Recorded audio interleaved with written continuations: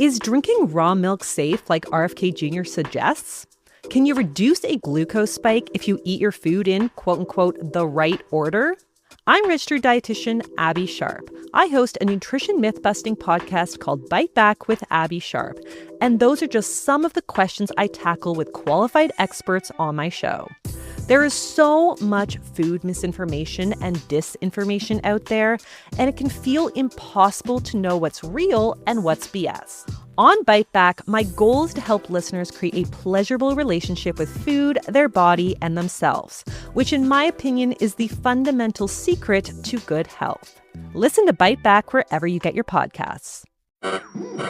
We interrupt this program to bring you an important Wayfair message. Wayfair's got style tips for every home. This is Styles McKenzie helping you make those rooms sing. Today's style tip. When it comes to making a statement, treat bold patterns like neutrals. Go wild, like an untamed animal print area rug under a rustic farmhouse table from Wayfair.com. Arr, fierce. This has been your Wayfair style tip to keep those interiors superior. Wayfair, every style, every home. From the Kiss 92.5 studios in Toronto, Canada. Are you ready? Ladies and gentlemen. This is Roz and Mocha. It's Roz and Mocha. What's going on? Hey guys, this is Bruno Mars. This is Selena Gomez. The Chainsmokers. Lady Gaga. Calvin Harris. Alessia Cara. This is Ed Sheeran. You're listening to my boys Roz and Mocha. Roz and Mocha. My boys Roz and Mocha. The Roz and Mocha Show. Between Roz and Mocha, who is your favorite? Roz. Mocha. Roz. Mocha. You guys are so funny, man. Congratulations, Lisa! Wow! You just won $1,000. That is amazing. Y'all just made my entire morning. Keep it up. You guys are awesome, man. This is the Roz and Mocha Show podcast. Roz and Mocha's Fix My Life. What advice can you guys give me? Okay, so my question is... Got a problem you can't fix? Roz and Mocha got you. Talia, welcome to Roz and Mocha's Fix My Life. You're here for one reason only, and what's that reason? How do we stay honeymoon happy once real life kicks in? Oh, Talia, you wrote us this. Hey, Roz and Mocha, Fix My Life. I just got married on June 6th. Congratulations. Hey. And my new husband and I are very happy. We were just looking for some insight on how to start the marriage out strong. If you have any newlywed advice, we'd really appreciate it. How old are you guys? I'm 29. He's 31. Okay, and how long have you been dating? We were just under 6 years before we got married. Okay, and how's the relationship been so far? Obviously, you know, it's well enough that you got married. It's honestly, it's like a very laid back, relaxed relationship. Even when we quote unquote fight, like it's pretty tame. So we're both we tend to be on the same page. So we really haven't had any major problems, which makes it very easy. Have you guys lived together this whole time? Since about August or September last year, we moved in. Oh, okay. So you were together for like 5 years, then moved in together. Yes. Okay. What was that transition like? Other than the fact that sometimes his socks are not what they're supposed to be, it's very easy. or maybe they're exactly where they're supposed to be. I knew you'd say that. Yeah. Or sometimes does he leave the toilet seat up sometimes? Yes. And forgets? Yeah, that's all minor stuff, though. Do you leave the toilet seat down sometimes? Maybe. Okay. So what's your biggest concern, or what are you nervous about? That your life right now, as you know it, or the way it's been for the past 6 years is going to change drastically? No, I'm not thinking it's going to change drastically. I think it was more like, I know some people have said, and I think I've heard Roz say, like, weekly or monthly check-ins are good. Mm-hmm. I was also wondering how you guys, like, how do you arrange, or how did you arrange your finances? What changed, like, in terms of, do you use one bank account? Like, just basic stuff. Like, there's really nothing we're particularly concerned about. I think things like that, like, those are conversations, you know, it's unique to everybody. Sure, yeah. Like, I don't mind saying, like, in our house, we have joint funds, a joint account. Sure. Jenna has access to every single bank account that I have, so she knows the money that's coming in, going out. But for the most part, like, everything is shared, right? Like, there's no secrets or anything like that. No, and I think that we definitely talk about our finances, and when things need to tighten up, let's just say, for whatever reasons, maybe, you know, saving up for a reno or to do something, or like vacation, anything like that. But we're like pretty open and honest. Like, we know each other's financials, so there's no problem or no secrets in that aspect. But I think just keeping the conversation going, checking in with one another a lot. But then also, you know, I guess I don't know what your future plans are, if you plan on having kids or anything like that. But, I think those are conversations that need to happen as well. See, yeah, for sure. We don't, Catherine and I don't have like one big giant joint bank account. Mm-hmm. Okay. And there's various reasons for that. No actual decision was made, but we transfer like a lot of money back and forth between each other. But I think that if you're worried, right, about even having the conversation of what to sort of do with money, I think the best place to start is having a conversation with your accountant, because what are the benefits, right? Like what, I would plan it as a sort of strategic thing for the household and the family and the two individuals, as opposed to making it a marriage thing, as opposed to making it a trust thing, right? Because I don't know what your situation is, but so like for Catherine, she runs her own business. She's got two businesses, right? So we have to deal with different things when it comes to her expenses, where the money comes from, which accounts things come out of. Like we have all of that to deal with, right? And so when it comes to finances, like everything is just sort of dictated by what the accountant says is the best way to save money, right? And what's the best way to make sure that there's no problems when it comes to tax season.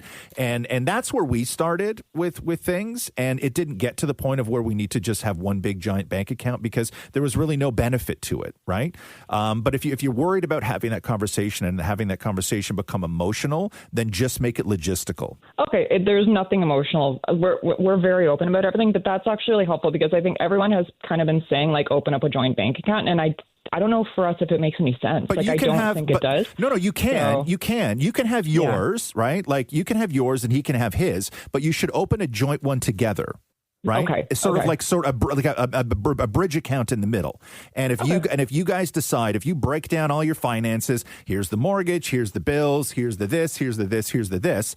You guys just funnel money into that joint account, and any direct withdrawals that come out from any bill you owe all come out of that one account. Okay, perfect. And then how much each of you put in, that's the negotiation. Okay, no problem at all. Right? That's really helpful. Yeah, that's one way to do it. Yeah. And just keep the communication lines open, not just about money, but just about everything, about life, about your future, about the home, about your feelings, like all that stuff, right? No, for sure. And I think probably once every 2 weeks or so, we'll probably do that, because weekly was seeming like it was maybe a bit overkill. Oh, yeah. No, for sure. That's for annoying. Sure. Right? Okay, good. Yeah. I'd suddenly be working late a lot. Also, just make sure you're both on the same page with keeping family members like out of your business. You know what I mean? We are so lucky that both of our families are really just not intrusive. Like we are really in a very safe and relatively easy situation, I think, compared to a lot of newlyweds. Yeah. But yes, keeping them, that will probably become an issue once there's maybe a mini-me in the future. Then we'll see. Can you reach out? Can you reach out when that happens? Sure. And then we'll do like a follow-up, right? It'll be like, hey, 5 years ago we talked to Talia. Here's what's going on. I hate my mother-in-law. And when it comes to dividing chores, right? Start off with the things that each of you like doing and are good at. We already did. Right? Nice. Mostly he cooks and I mostly clean. There and we go. There's really no concerns. I was more just looking for any general insight if you guys did anything that you felt like particularly helped, or if it's just figured out. Stop nagging the man about his socks, eh? Yeah. Okay? Well, okay. Yeah. Hope that helped, Talia. Yes, it did. Thank you so much, guys. All right. Love you. Bye. Love you too. Bye. Roz and Mocha's Fix My Life. On Kiss. We interrupt this program to bring you an important Wayfair message. Wayfair's got style tips for every home. This is Styles Mackenzie helping you make those rooms sing. Today's style tip. When it comes to making a statement, treat bold patterns like neutrals. Go wild, like an untamed animal print area rug under a rustic farmhouse table from Wayfair.com. Arr, fierce. This has been your Wayfair style tip to keep those interiors superior. Wayfair, every style, every home. It's the July 4th sale at Bray & Scarf, going on now with huge savings throughout the store. Save up to 40% on GE Profile and Cafe appliances. Or step up to luxury with free installation on select Monogram appliances. Special financing is available.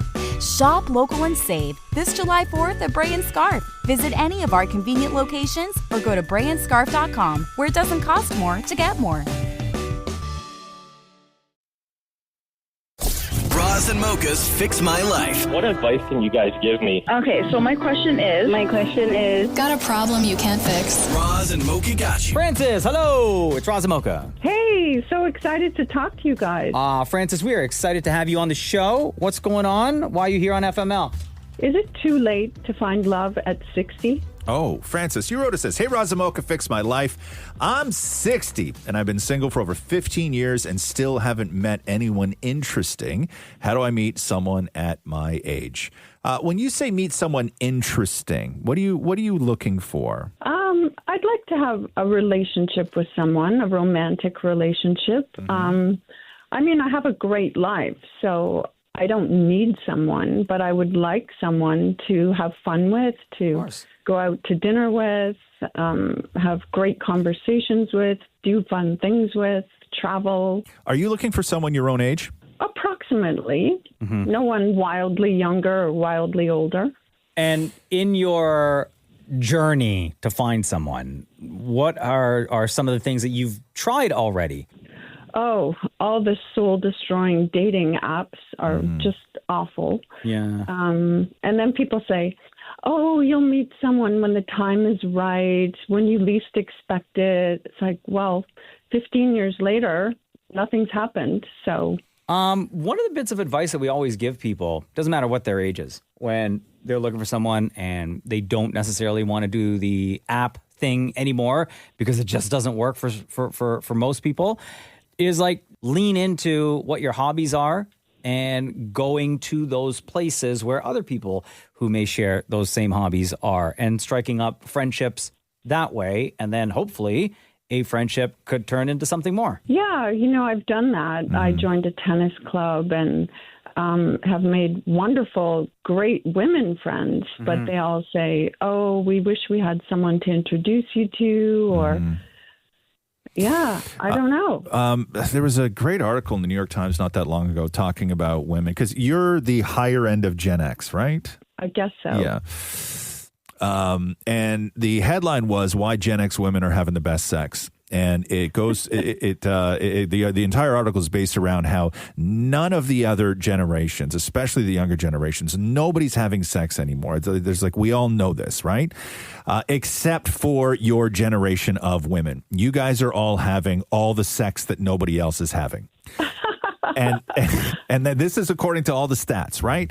And because there's a freeness that comes with being a woman in your 60s who has figured it all out. You've lived a life. I don't know whether you have kids or not. I don't know whether you were previously married, but all of those lessons have now sort of culminated in this type of woman where you are free, and you're more free than anyone else. And if you don't recognize that, then I think you need to go looking for it, because there's a freedom that you have at this age that nobody else does. And I think what you're looking for is somebody to sort of share in that. I don't know whether you want a partner for the rest of your life to grow old with, or whether you just want to date and have fun. But I think you need to really, really nail down what it is exactly that you're looking for. Yeah, I like that. Instead of feeling sort of like a loser, I should just feel empowered in my place in life and my self-confidence and what I've achieved at this age. And just maybe it's the way my vibe or something. I think a lot of it is. I think that these other women who are in your sort of age, demographic, the ones who are living life like loud are the ones who have come to the realization of their own freedom and what they've gone through and everything they've done and the sacrifices. And you're at a point in your life right now, and you're fortunate enough of where it can be all about you. And I think it is a vibe check. I think it is an attitude switch that maybe happens that hasn't happened with you yet. Yeah, you're absolutely right. I've spent most of my life looking after my kids, and now they're all adults, and focusing on my career, and now I'm at a point in my career where I can back off a little, and you go through that sort of lost phase, like, well, what's my identity? And now I need to. It's great. It's lining up with some timing. I'm moving to a condo, sold the family house. My dog died, so. Yeah, embrace the freedom. Get the Sex in the City vibe going. There you go. That's the attitude. And please don't call yourself a loser. Don't think of yourself as a loser because you're not, okay? Thanks, Mocha. No, right, but just know that other women like you are out there and they're thriving. And you are not sort of this anomaly, and it is not too late. Believe me, you guys are the only ones who are thriving right now.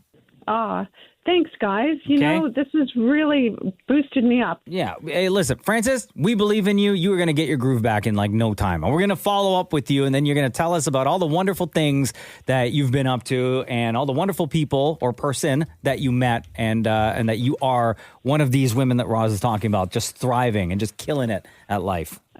Thanks. Okay. Love you guys. We love you right back. And don't be afraid to have a one-night stand. Absolutely not. Okay, Bring good. it on. Hey, there we my go. girl. There you go. Bye, Francis. Bye, guys. Bye, love. Roz and Mocha's Fix My Life. What advice can you guys give me? Okay, so my question is... Got a problem you can't fix? Roz and Mocha got you. Jessica, hello. It's Roz and Mocha. Welcome to Hi, Mocha. Fix My Life. Why are you here, girl? So I need advice if I should take my dog or leave her behind when I move out in September with my boyfriend. Jessica, you wrote, it says, hey, Roz and Mocha, Fix My Life. Lost our dog in October, got a new one in February, a Doberman. I'm moving into my new house with my boyfriend in September. My parents told me I can take her, the dog, when I move out, but the new place is way smaller than where I live now with my parents. Just wondering if it's smart to take my dog with me or not. How old are you, Jessica? I'm 23. And had you and your boyfriend been like house hunting or home hunting before you got the new little dog? So my dad actually had this house for a while, and he helped me out to buy this house off of him. And it was the perfect timing. I settled down with my boyfriend, and we thought it was a good time to move. But when we got the dog, I wasn't planning on moving out so soon, and timing just was right at the time. So now we're moving out, and I don't know if I should take her. We're both working long hours, but my main thing is I like the security. I'm a scaredy cat. So I like to have a dog in the morning because he leaves at 4:30 in the morning, and I leave at 8, and then at nighttime too. Okay. So are you moving to, like, is it a house or is it a condo, or what are you moving into? It's a house. It's a house. And is there like places for the dog to go and stuff? There is, but very, very small, and she likes to run. Okay. But she's not going to be running around like in the home when nobody's there.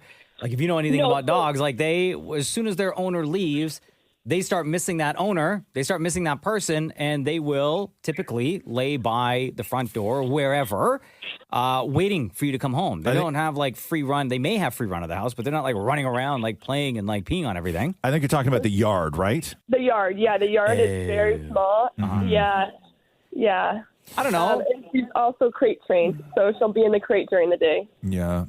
Is the dog, how old's the dog? 6 months. 6 months. Is the dog happy with your parents? Very happy. She'll go to the cottage, and when she comes back to this house, she freaks out like it's her own house. Yeah. But is the dog like not attached to you and or your boyfriend as well? She's very attached to me. She sleeps with me ever since she came home. Oh, you're going to confuse that poor little pup. Okay, well, why can't you? So your biggest concern is what? The backyard? The backyard, and we're gone a lot during the day. Like my dad doesn't mind coming and picking her up here and there, but he also works. Is somebody at home with the dog now all day long? They come home at 12. Okay, so the dog's alone for how long during the day normally now? About 4 or 5 hours. That's tough. Yeah, but it's tough. As the dog, what's your dog's name? I feel bad. Zara. Zara. So as Zara gets older, she'll start getting used to being alone for long periods of time, right? Yeah. And I understand what you're saying about like a small backyard, but that's where, you just take advantage of going for walks or finding a park to go. And like, if there's no people around, if your dog is trained, I know you're not really supposed to do it, but like we used to just like off leash the dog and he would just go play and we'd like play fetch and whatever, tire him out. Yeah. Hey, in your heart, what's the best thing for the dog? Truthfully, stay at my parents. Okay. That's what I think. They have like almost an acre of land for her to run with. But you and I know, said that your parents told you that you could take Zara when you move out. So do your parents even want the dog? my dad does, and I know that he loves her. Just because since our first dog, when he passed, it was hard having no dog in the house. So I think it's going to be hard when I take her. So you know what's best for the dog, and you just said what's best for the dog is probably staying at your parents' place, right? Yeah, and just visiting her when I can, and then just dealing with being alone in the morning. Yeah. But you also have to know that Zara will then become your dad's dog. Zara will no longer be your dog. I know, and that's the hard part. Right? And maybe that's a conversation that you have good with for your dad, folks, though. right? Totally good for your dad. But that's a conversation. And then, I don't know how you figure out, who looks after the vet bills, who buys her food, who buys her snacks or toys, stuff like that. But that's a conversation. And Roz is right. Like, what's best for the dog? Yeah, it would just be a good timing for her to just stay. Or because she'll grow into being with my parents still. I think it'll be a big change going into a really small house, too. So I don't know. Yeah, she's talking back to you in the background over there. know. She's like, I'm not leaving. You know what's best. You know what's best for the dog. Yeah. Yeah. Okay. All right. Thank you, guys. Thanks, Jessica. Have a beautiful day. You too, guys. Bye. Roz and Mocha's Fix My Life. On Kiss.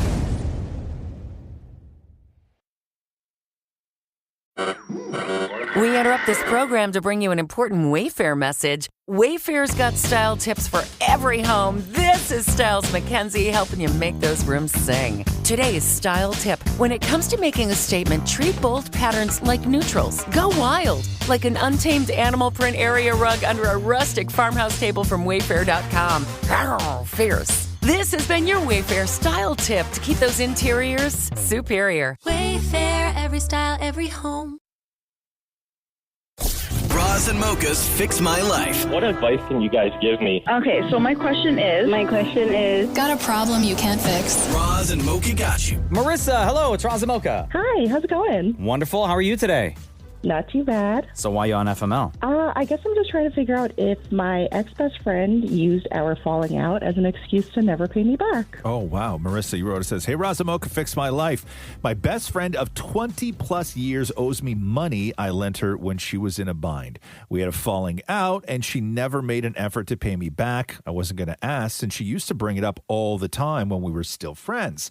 I thought she'd at least show some decency to try to pay me back after the falling out, but it's been almost a year and she hasn't reached out. I feel like she used the falling out as a, quote, get out of jail free card to avoid paying me back.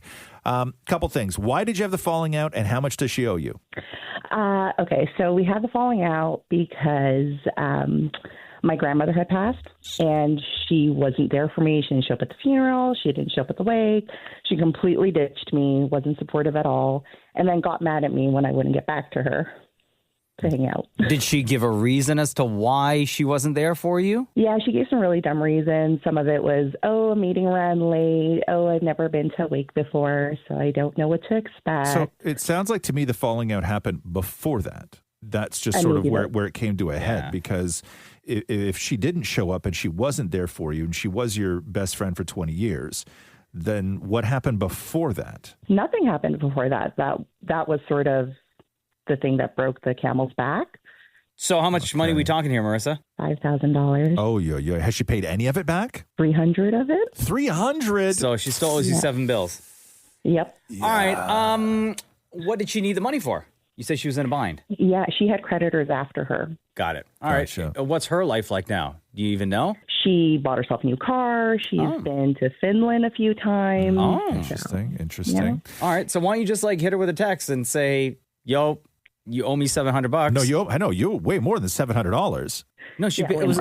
How much did you lend her?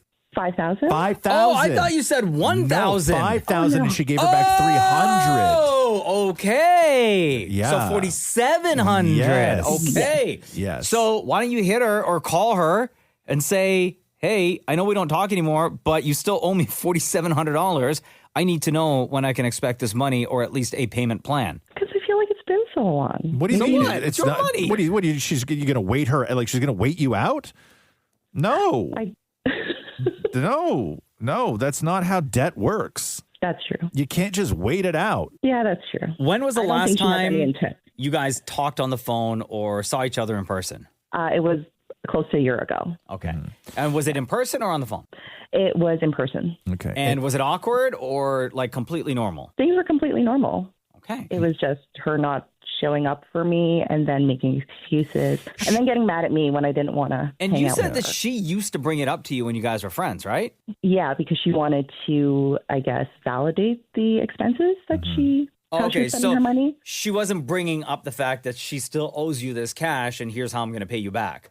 No, she was saying, I'm going on this trip, but I know I owe you money and I'll get back to it when I get back. And Yeah. So you need your money, right? And you have to figure out a way to get a hold of her and have that conversation. Because I'm guessing here that she blames you for the destruction of the friendship as opposed to the other way around. Yeah. I think that she thinks that you overreacted and that you didn't take her feelings into consideration, that maybe she's not comfortable around doing these things and you didn't give her a pass on this one thing, and then you were willing to throw the friendship away over this one thing where she wasn't there for you during the death of your grandmother, even though in her mind she was there for you for all this other stuff over the course of 20 years, and that doesn't seem to matter to you. So I'm guessing she blames you and thinks that you're the one that ruined the friendship. Possibly. Right?